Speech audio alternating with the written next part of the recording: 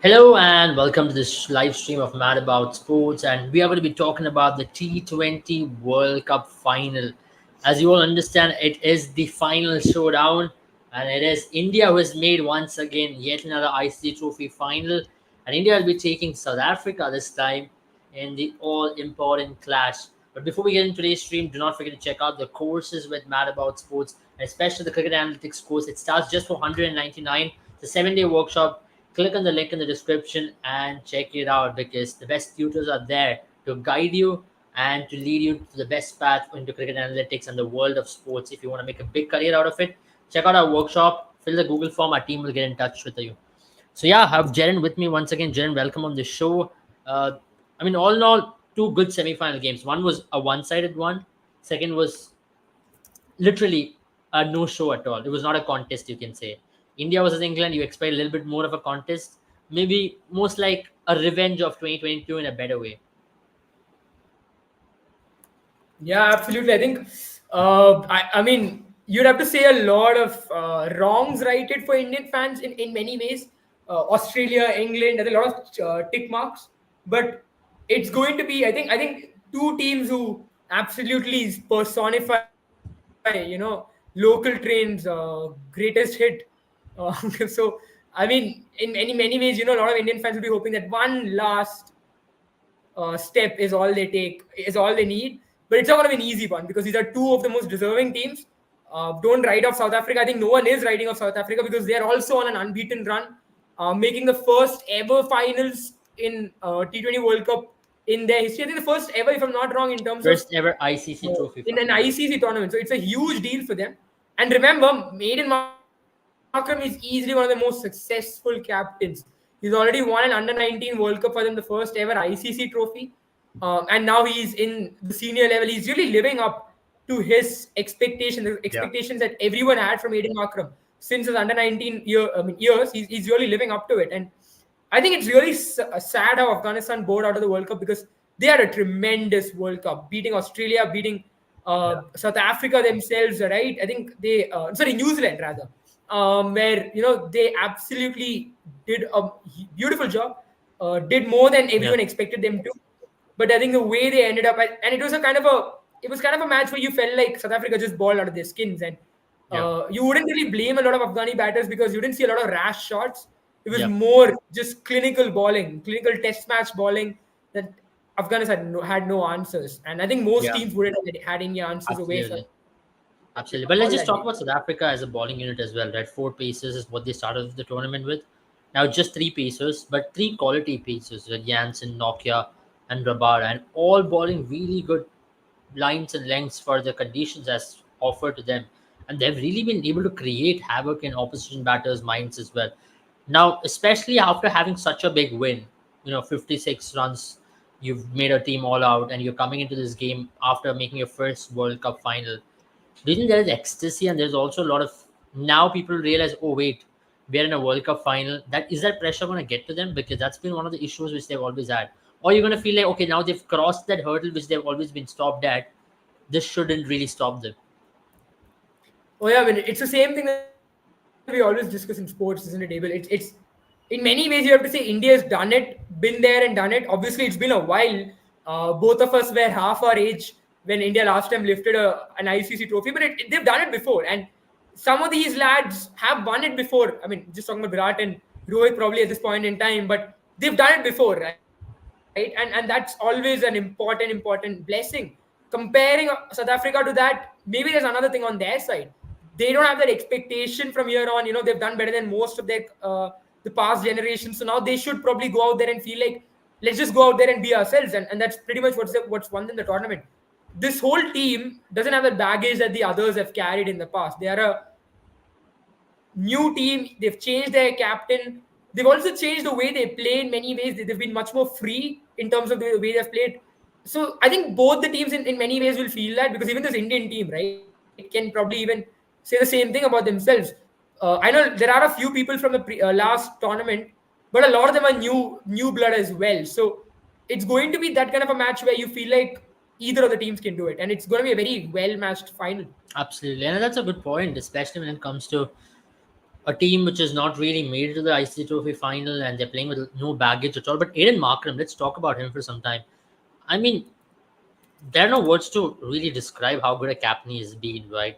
Over the last 1 decade, especially from the time he's played the Under 19 World Cup, people knew this guy was supposed to lead South Africa at some stage in a world stage like this. Now that finally he's gotten the opportunity to lead the team, he's taken it with both hands, and he's led South Africa beautifully thus far.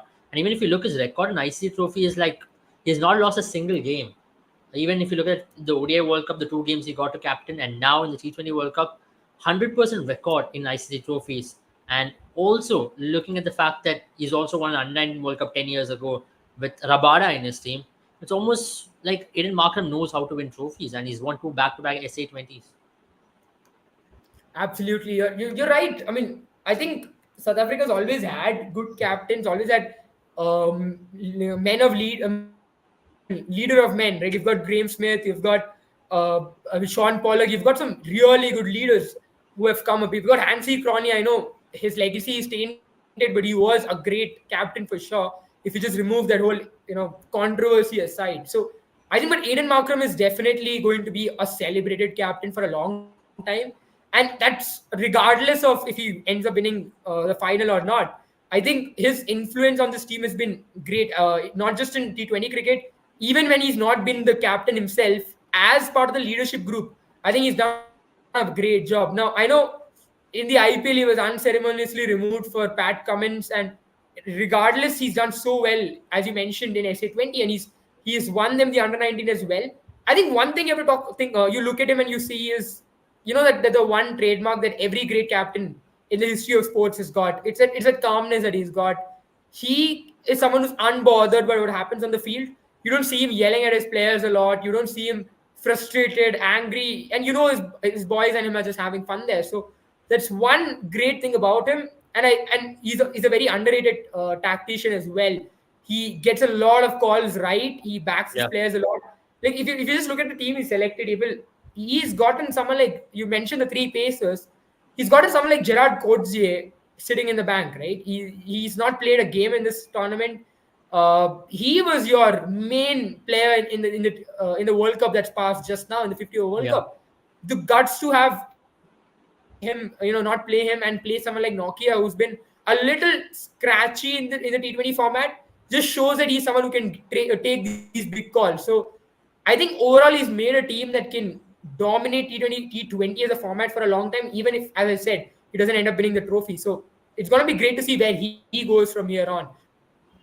Yeah, I agree. But let's talk about tactics for a moment, especially when it comes to the African team. Their tactics have been pretty clear, right? Especially when it comes to bowling, attack the opposition with their pacers and let the batters score how many ever runs their bowlers give it on offer for them.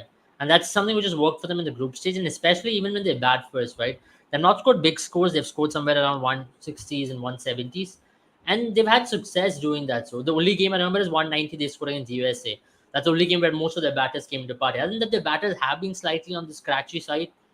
How do you see them approach, especially in Barbados, where conditions can be, at times it could really be turning, but at times it could be flat as well. So how do you see South Africa approaching this? Because I still think they'll play with three pacers and two spinners in Shamsi and Maharaj. I don't see them go to Bartman for tomorrow's game, but if they do, I wouldn't be surprised as well to attack India with complete seam. But knowing South Africa, they will just stick with Maharaj and Shamsi, isn't it? Yeah, I think South African batters obviously had the one question mark everyone had on South Africa, I believe, was how will they manage spin, right? They've got Heinrich Klaasen, they've got Tristan Stubbs, they've got Aiden Markram who play spin well. But if you look at the overall team, they have struggled against spin. Like the match against Pakistan, for instance, in the previous World Cup, where they came very close to losing that match because they couldn't play the spinners well, they couldn't rotate the strike properly, and that's been a problem for them slightly. I think that's where I believe able if that match against Afghanistan, if it had happened in the same venue that India played, right, their semi-final, that was in Guyana, you just would feel like Afghanistan probably would have aced that match a lot better than South Africa would have, because South Africa has been iffy against spin for a while now. But however, having said that, I think their best hasn't come yet. The best of their batting hasn't come yet. You haven't seen Heinrich Klaasen set set the world, the stage on fire. You haven't seen Aiden Markram do as well as we know he can. He's had a few innings here and there, but he's yet to perform that well. It's just been that bowling has been so good that their batters haven't really had the need to do anything extra or do anything extraordinary. And that's Yeah, where their strength is. Like you mentioned, if their bowlers can put India under the pump, and that's where it's exciting because Indian batters have been exceptional. They've outscored most teams. They've outscored the power score most often than not. They absolutely outbatted England, where you almost felt like England had to bat a certain way to do well, and that's where they absolutely fell through. So I think it's going to be India's batting versus South Africa's bowling. yeah, Not to say that South Africa's batting or India's bowling is bad, it's just that these are the two aspects which have really shown through this tournament. absolutely. I think we have to talk about India now. I mean, India has taken this approach, right, to set the intent right. And no matter what happens, we're going to play with that similar intent throughout the 20 overs, and it's worked great for us. And that's one of the reasons why we've been able to set above par totals in every game. I mean, the fact that we have gone past that individual scores and we're looking at, you know, team first, no matter what happens. Even Virat Kohli himself, yeah, he's not been among the runs. For him himself to take that approach that I will slog it out for the team, that's a big deal because he is someone. If your best batter takes that approach, then everybody in the team has to take that approach. Now that's where Virat Kohli set that tone. Rohit Sharma has been exceptional. I mean, there are no words to describe him. He, as a captain, was the one who led the charge in the 50 over World Cup as well. And here, once again, played two of the best knocks you would ever see from Rohit Sharma in T20 cricket under pressure in the most crucial stages. I think India's batting approach has been the biggest change and has been the biggest talking point throughout this T20 campaign. Oh yeah, absolutely. I think if India wins the World Cup, it definitely has to be on the backs of Rohit Sharma and Bumrah. Just talking about Rohit Sharma, I think what I like is he was criticized for a long time, right? I think it took him a year and a half to get this right, like get himself used to playing this template where he's going aggressive, he's attacking from the start. It was a template that he followed a little in his initial career where he attempted to boss the bowlers, but it just felt like when he was younger, when he obviously was starting off, there was a lot of gap between the domestic cricket and the international cricket. He always got caught trying to play that way, and then when he started opening for India, he changed his way. He became more of an anchor, more of someone who set up the stage. Now Rohit Sharma has gotten used to this way of batting. He's become that absolute. I think he's absolutely butchering these opening bowlers, and especially in West Indies. I think that's been India's USP, if that's the best way to put it. The difference between India and the other teams has been they've not been worried, and that's because India's batting lineup goes so deep as well. You've got Jadeja and Akshar Patel batting. I think that's 7 and 8 for you. That just helped Indian batters believe that they can go after the bowling, and Rohit Sharma himself has led it. When you need a change from the way you've been playing or the way you've been operating, you need your leader to absolutely step up and show the way, and that's what Rohit Sharma has done. So credits to him. I think India's really, really done well because Rohit Sharma has done so well, Yeah, and that's absolutely. where his wicket is going to be so key for South Africa if they need to dominate India. Absolutely. And I think one other aspect which we've really missed out is the lower middle order's contribution in this tournament. I Oh mean, yeah. yesterday's game, for example, Hardik, Jadeja, and Akshar put together, they scored 50 runs in 28 balls, a 23 run, 17 run, and 10 runs. I mean, 50 runs of 28 balls was exceptional if you look at the conditions which was on offer. The ball wasn't even climbing up. The ball was keeping below the knee roll throughout that innings. And for your lower middle order to do that job, and we've always had this issue that we never had a batter at 8. Now Akshar is performing with the ball as well. That has been exceptional. I know Jadeja has not still come to the party with the ball, but as an all-rounder, these three players have been giving India the balance. Now, this is a balance which we've been talking about for the longest period of time that India wanted in T20 cricket. And when you have all-rounders, you have 6 bowling options, and you have two genuinely good all-rounders or three genuinely good all-rounders, that really helps, especially in laying impetus, both with the bat and ball. Well, yeah, I mean, just I think a very good news for India was the way Jadeja batted in the last innings. Jadeja and Akshar combined together scored 27 or 15 deliveries. That was a massive boost, right? All of a sudden, I think that is a stage where you felt like England was still in control because you had gotten the wicket of Rohit and then you got the wicket of Suryakumar Yadav and Hardik Pandya. I think probably I'll add Hardik Pandya as well to this list, right? Hardik has played a lot of cameos lower down the order. So that's what I'm Just saying. seeing a Hardik Pandya. 50 of Yeah, 28 was the cumulative score, and that is a very good knock. I mean, that's what you want in T20 cricket, yeah, maximize. absolutely. And that pushed India beyond 150 able because when you got Suryakumar Yadav and Rohit Sharma, who played a very good knock, who had a very good partnership between them, but then when they both fell, there was a danger that England could, just about restrict them to that 150, 160, which was above the power score, right? Just above the power score. That would have given England a lot of belief that they can come out and win this match. But once India pushed themselves below above 170, I think that's where India was absolutely in control, and that credit has to go to Jadeja and Akshay and Hardik as well. Those three lads together put up at least, I think, if you add Hardik to that mix, that is 40 runs, which you've gotten in around 28 deliveries. That's massive growth. So I just believe that's where India just about got that advantage over England, and that's again going to be key, especially if you're batting first, right? Because you want to put Absolutely. that scoreboard pressure on the opposition in a knockout match, and it showed. It showed on England. But they came out, they were very jittery. They got their boundaries in a very jittery manner. And even though Yeah, Butler and Salt did not get dismissed till the fifth over, you just felt like every batter had to come and had to go at a certain tempo. And because of that, none absolutely. of the batters could really go after the bowling. And then, of course, Indian spinners just about choked any chances they had of getting back in that match. Absolutely. Aaron says India will win when they bat first and South Africa can't chase. I mean, that's a good point. How do you see? Because India Yeah. have been comfortable batting first, right? Last four games, batted first in four of the occasions and won all four. And they've not been. That's also because of the batting approach we have taken, right? We've been able to set above par scores, and which made sure that teams don't even come close to it. The conditions West Indies haven't been easy, and when you score above par scores such as on a 145 track in Guyana, interestingly, the average first inning score in day games was 144, and average second inning score was Hmm. 133. India scored 26 runs more or 27 runs more. Now that in itself says how comfortable we were. And there was a bad toss for Josh Butler to win and ball first as well. How do you see that coming out? Were you surprised when Yeah, Josh absolutely. Butler won the toss and put India to bat? Oh yeah, definitely. I think we've done a preview before. I remember it India versus I believe it was India versus Australia if I'm not wrong. Yeah, where even Mitch Marsh chose to ball first. I believe the juxtaposition or the options that they had was to back their own strength or back the conditions. And that's always a decision that the captain has to make. England believe that they're better at chasing.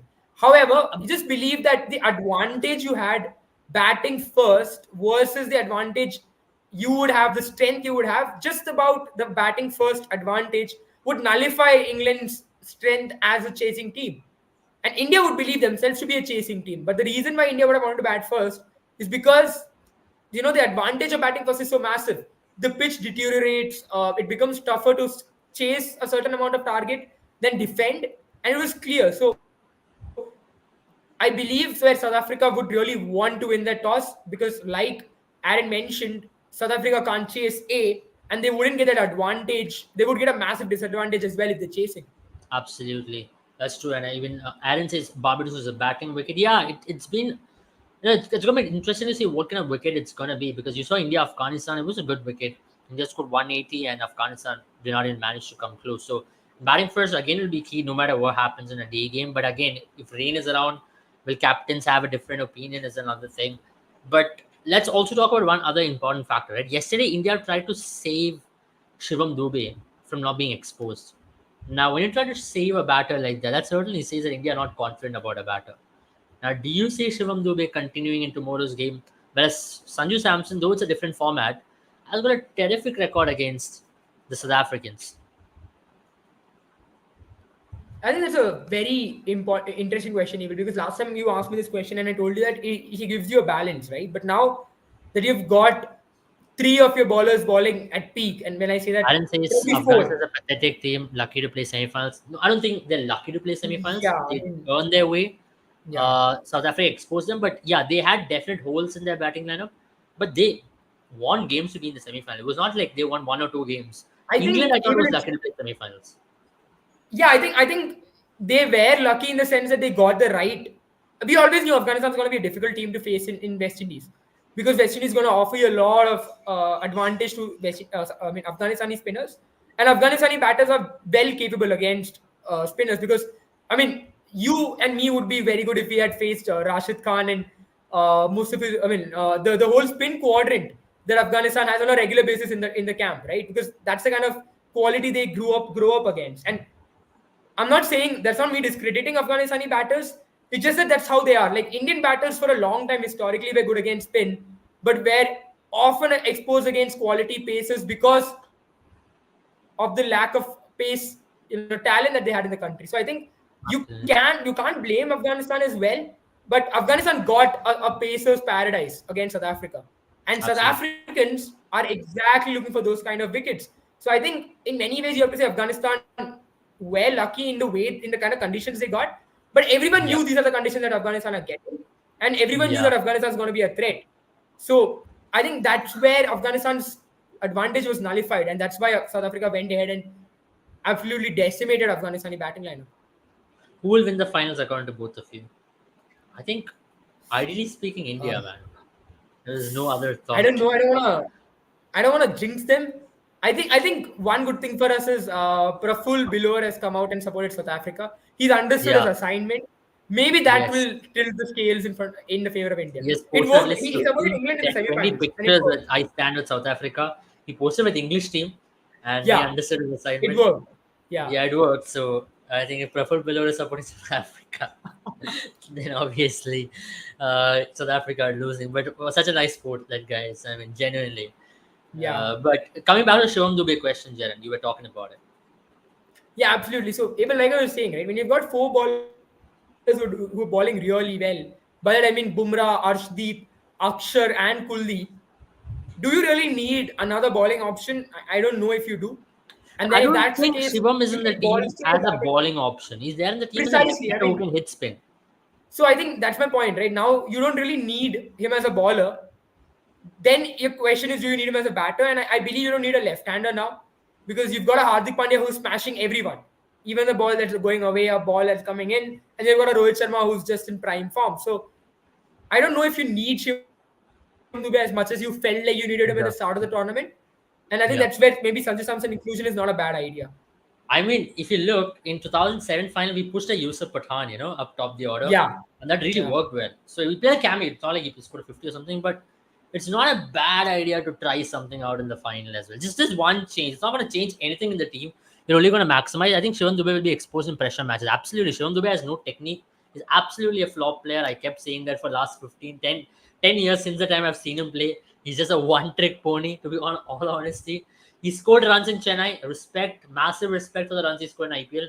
But let's be honest, he is not fit for international cricket. And Jaren will agree with me. yeah. I think so too. I mean, I think they just took him because it was happening in West Indies. If the World Cup was happening in South Africa, England, or Australia, you wouldn't probably see a Shivam Dube in that lineup. Yeah. And I think he's genuinely a good talent, but I think he's more an IPL talent than a international cricket talent. First thing, and maybe another point that I'll make. I think I'm being a little harsh on Shivam Dube, and having backed him obviously in the last game, I know I'm probably going a 180 right now. But another point is, I think when you look at IPL, when you have 10 teams, a lot of players get opportunities that they wouldn't have otherwise. Yeah. I think Shivam Dube is one of them. He can do a good job. I mean, he's Of, good on flatter surfaces and he's good against yeah, specific bowling attacks. I think he's The good against bowlers know spinners, the moment but Shivam Dube is going to obviously, walk into bat, they're going to ball in a Nokia and a Rabada to him into his body. exactly, And what is he going to do? exactly. He's going to score. He can't even clear the 30-yard circle. He is India's I middle order think, bat who can't clear 30-yard circle, and you're possibly your best yeah. finisher for last 7 months is And sitting in on the a pitch stand. table where Pacers were not getting any advantage whatsoever, he got out in the most ridiculous fashion, hanging his bat outside the off stump. So I think maybe it's time that you try a new batter because you don't need him as much as Yes. you felt like you needed him in the initial Or period. else, you know what? I don't think India will do this because there's a massive change in the batting order, which is to bring Yashasvi Jaiswal, push Virat Kohli down, which I don't think I India is think going to have. that's where you will miss a Renko Singh now. Like he's in the Yeah. reserves. He would have Yeah, fit in this is perfectly where here. India should have looked into it. I think even if you win the World Cup, nobody's going to talk about this, but we have to address it. It's still a Like, mistake. Mistake is a mistake. yeah. even if India The wins out. question that I'll ask the selectors able is, if your decision was to open with Virat Kohli, which we do not know at that point in time whether India is going with Virat Kohli or Yashasvi and Rohit, then why would you have a opener in the reserves and not a finisher? Maybe because you always knew that Dubey is your spin hitter. He's not a finisher, and you always knew Rinku Singh is a finisher if he comes into the team. So if that was the case, you would only play Yashasvi if one of the players are injured. Because you backed Virat Kohli throughout the tournament despite him having a strike average of 10. So it was obvious that you're going to play him as long as he's not injured. So why not bring him a Rinku Singh? Because you had more doubts on Shivam Dubey's performance at the international level. Yeah, I agree. I totally agree with you. And I think even if India wins this World Cup, this is a mistake which we will question. There is no two ways about it. Yeah, India wins, great. Oh wow, great. I mean, there's no denying the fact you did well. But the fact of the matter is, yeah, it's going to be not easy for a Sanju Samson to come and score runs, but then you're not getting anything out of a Shivam Dube. You're literally not Exactly. getting anything out of him. You're trying to save him now. Now, yesterday's decision kind of made me believe that there is no chance that this guy can play. He's batting at number 7. He's batting below Jadeja and Hardik. And I think he can bat below even Akshar. So you are absolutely carrying him. There is no impact substitute rule as well, so which means he's a burden on the field as well. So which possibly means no, I don't think Yashasvi Jaiswal is coming in. That'll be a massive change to the batting order. You can bring in Yeah, a either block that to or replace the block. all of a sudden Yashasvi Jaiswal in the first time in his life will have to become a finisher, which he's Can't not. do that. Can't do that. You Exactly. have to take a like replacement, and Sanju Samson is the only way.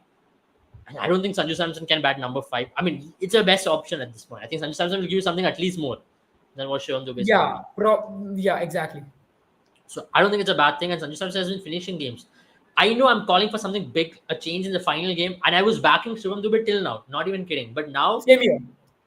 But now that his weaknesses are exposed almost everywhere, and you're up against a 3 or a 4 man pace attack, I don't see his use. Like he Precisely. can't clear the 30-yard circle against pace, unfortunately. Now that's a serious thing, bro. I mean, Yeah, I mean when you look at a batter play against pace, what you look at is where he meets the ball, right? If he's meeting the yeah, ball under his eye, and properly where it's hitting the middle of the bat and not close to his body, but yeah. far enough that you can generate that power, get from the bat swing you're generating, that shows you're good against pace. But the way you see Shivam Dube get out, it's always on the back foot where the bat is as close to the body as possible. Like he's not trying to defend the ball; he's trying to attack the ball, and it just seems like it's hitting the bat faster than he's awaiting it. South Africa will be shocked if UZ comes in. I don't think UZ is coming in all honesty. I mean, That will India be not more confident. yeah. I mean, you'll have to injure one of the players. Yeah, I mean, there are not going to be so many changes. It's going to be same team. Don't be even surprised if tomorrow they play with the same team. The Yeah, only suggestive change is Shivam Dube going out. It's a suggestive change, which I don't think India should bite at all. If India thinks Shivam Dube has played these many games thus far in the tournament and they believe him for one last time, so be it. I mean, yeah, he can get some streaky runs and get but I India. think That's thing what is, you want. again, like you mentioned, right? If you're going against an Afghanistan in the final, a Bangladesh or a Sri Lanka, Shivam Dube would still hold some Yeah. advantage. But when you Yes. have a pace attack, a bowling attack which has three pacers and one spinner, probably Aiden Markram as well, two spinners, one of them being a part time again, you're not gonna get spinners bowling at Shivam Dube at all. That would be the most horrendous blunder that the likes of Aiden Markram, who's been tactically very sound this whole World Cup, makes. If he throws in a Tabriz Shamsi or the likes of a Makesha Maharaj against Shivam Dube. And he's been, if you look at Shivam Dube, he's been one player who's halted the momentum of the game, right? He has come, taken those extra balls. It's not like he's batting at a very high strike rate as well. He's really Yeah. halted the momentum of the game, which is not good. And yesterday also he tried to get out by playing a defensive shot. Now that's what really Yeah, I mean, got into Shivam my Dube has nerves. been India's worst batter, I think, except for in terms of average and strike rate. I think Kohli is slightly lower in terms of I think Kohli is the only one who's got lower strike rate and average against him. Aside from him, everyone else is striking at a very good. Is striking well. He's got a good average. He's striking at an average of when he's got a strike rate of 105, average of 20. Not good enough. Not at all good enough. I think Virat Kohli is the Listen, only when other you're guy on who's a got bat, come on, man. You got to be better. And you can't hold especially in on. West Indies where you believe the Pacers don't have a lot. Like if your average is bad, that's bad in West Indies. I think your strike rate can be low because the ball is not coming onto the bat. You might be striking at 120 or so. That is understandable because ball gets very soft by the time you enter. But your average shouldn't be this bad. I think 20 is horrific. I agree. I agree. And tomorrow, once again, I mean, India's hopes will rely again. And I don't know if Rohit Sharma will come good, but then India will be hoping Virat Kohli comes good tomorrow, because that's something which India will be Yeah, really hoping for. And especially if India are chasing tomorrow, you would know that it's Virat Kohli's arena. I mean, India has batted yeah. first in every game. That's one of the reasons why Virat Kohli has really found it very comfortable as well. How do you see that? I think he got a few difficult dismissals in US because he was opening the batting there. I think that just carried on from there on, right? Again, I think a lot of question marks are being raised on Virat Kohli, but I'll answer you in the same way Stephen Fleming answered it in ESPN Live. If I'm worried about Virat Kohli's form, no, I am not. He can do a good enough job, and you never know when he comes good. He's someone who is built for such occasions. And I know a lot of people say he's not played well in the finals, but he's done for us well when it comes to the 2011 and the 2013 finals. He played well for us against The Pakistan, question is obviously. So Virat Kohli can be the he's got it. Gambhir. That's the big thing. I mean, nobody will Yeah, and I think remember he's got it anything already. Virat of whatever happened in this tournament if you can step up and perform tomorrow. That's it. Exactly. I mean, that's the same. And Amrish has a good point. Yeah, that's exactly what we spoke about. Sanju has a great record. I know it's a different format. Has a good record against South Africa, and I think that could Absolutely. be like the Yusuf Pathan of 2007. Make that change, believe, and let's see how it goes. I mean, if it doesn't work out, it Yeah. doesn't work out, man. It's okay. I mean, it's not like Shivam Dubey is working out all great. Yeah, that's my point. It's not like you've been relying on Shivam Dubey to do well, or it's not like if Sanjay Samson comes in, he Yeah, will Aaron, I lead mean, him. Sanju might flop. It's okay. It's not like Shivam Dubey is doing great. It's the question is here is if Sanju does well, it'll be a bonus. If he doesn't, it'll be how things have already been for India. Yeah. So it's not going to change anything. And India should think, what if it comes out? India can't think, what if Sanju flops? India should think this guy is confident. He's possibly the best fielder out there. He can save you 5-10 in the field. He's anyways your substitute fielder in almost every other game. And Aaron said Rohit is a key. See, that's a question. What if Rohit doesn't perform tomorrow, for instance? And Rabada was Rohit is an interesting matchup, always been. What if Rohit doesn't perform? Who's your best option? You have to have a Virat Kohli step up tomorrow, because maybe Rohit has done his job. Don't ask more out of him. You need to understand different situation demands different players. And tomorrow you need Virat Kohli and Rishabh Pant to step up. And Surya and Rohit, I don't expect them to step up. Even if they do great, but if they don't blame them. They have done their part. So Jaren, Rishabh and Virat, it's about and they really set the stage on fire. I think Rishabh has played a good lot of innings, right? I think it's Virat. The only question you're asking is, Aaron says that Virat is out of the finals. I mean, that would be a big call, Yeah. huge call. I don't think No, he Rohit is going said to. Virat doesn't play in the finals. Like he Oh, doesn't as in he play. doesn't perform well in the finals. That's what he's Yeah. saying. Oh yeah, I think fair enough. I don't know. I think it's better Virat Kohli goes that way because that's what's been working for India, right? If Virat is there, at least he's not taking up balls. I think except for that one knock where he scored 24 of 24 Yeah, against Afghanistan. uh, against Afghanistan, he's not taken up balls. So this is a very good attitude from India where they're like, you either play or you get out. We don't want you staying there and wasting time. And India's not gotten into a position where you needed an anchor kind of a knock. I think T20 cricket has gone beyond the anchor role. Yeah. And trust It's me, more this was the 13, wicket 15 where balls. Virat could have played as an anchor. India could have thought, okay, you know what? The wickets are hard. Yeah, Let's go back to the approach which he had taken. But India did yeah, not. And that's the reason we are in the World Cup final. And let's just all absolutely. appreciate India for that. India could have had n number of thoughts where India would have been like, you know what, guys, the pitches are not great. Let's go back to the approach which worked for us all this while. Now, India could have done that without a doubt. But what did India do? India just stuck with their approach. India was like, you know what? Virat, you go set the tone. Now, one thing which I saw from Dravid and also Rohit is that they are backing. They're backing Virat to go do that. One thing we saw yesterday and other game, Virat has not performed really. So just got 75 in 7 innings. But their Yeah, attitude to go out there and smash the first ball. Get out, get out. Percentage cricket. You're not staying there for long. Get absolutely. out, it's okay. But Exactly. set the stage on fire. And that really sends out message. Play with intent and get out. And that's okay. You play hard, then sometimes it's gonna work out anyways. Absolutely. I think you don't want a negative innings. It's better that a player gets out. And that's how cricket has come to, right? like once upon a time you would say that it's you should always stick it out, wait for the Yeah, form to come back, and you have enough time in the world. yeah. You have none of those things going for you now. And 15 see, of 7 is good from Virat. Even if he scores 15 of 7 or 15 of 6, yeah, that's enough. because that's what, like you mentioned, right? Rishabh Pant has been doing that for India for a while now. Like he's been just coming out there absolutely making sure that the opposition team doesn't have any advantage because Virat Kohli is out.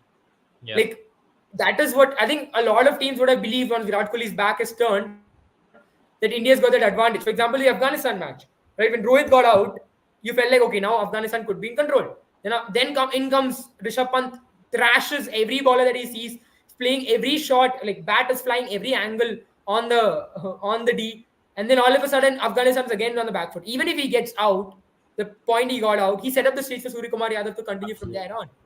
So I think that's I the way don't India think, has to Amrish, play. we lost that final because we attacked. We lost the final because we went into a big shell that final. Yeah, We should have kept that tempo on. And Gill and Rohit, kudos on them. We scored what, 10 overs, 84? That's the only time we scored runs in the entire game. Other yeah, 40 overs, we scored 160 runs. That's all we did. yeah. So I don't think we should blame any of them for attacking and playing. So the runs we scored was by attacking. So that's why we need to understand. Sometimes, yeah, in 50 overs, you still believe that you can still play as an anchor, you can still rotate. But that day, KL Rahul playing that 64 of 100 balls, those things are just unwarranted. Those things are so unnecessary, and that's what really led to the downfall, I believe. Once again, tomorrow's in T20 format, there is no chance you can sit and play as an anchor. Maybe in chases, Absolutely. yes, chasing is a different thing, but batting first, there is no way. Keshav Maharaj balls I well to think Virat Kohli. Yes, he does, he but does. He does. Virat Kohli, I don't think will be troubled by spinners as much. Virat Kohli is going to be his intent, which is going to lead him to his wicket, but it's okay. What Virat Kohli has to do is he's very clear I with his mean, mindset. if what we saw in the, I know traditionally Virat has struggled against balls that go away from him, like ballers who can take the ball away from him, both leg spinners and left arm spinners. But what we saw in the IPL, we saw Virat Kohli who's a little bit more aggressive against spin, just because Sunil Gavaskar said that in an interview, and Virat apparently reads everything. But if so, I think it's going to be interesting that battle if Virat Kohli survives the early pace onslaught.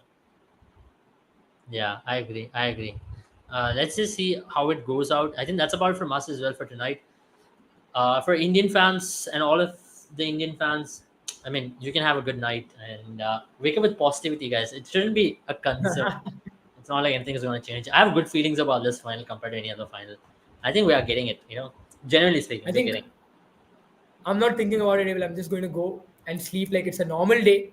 Come Watch the tomorrow. match Yes, like yes, it's a yes, yes. normal We will day. come tomorrow. We'll come tomorrow. We'll come tomorrow Absolutely. after the win. 100%. Good night, guys. Have a good night. See you all. Bye. Good night, guys.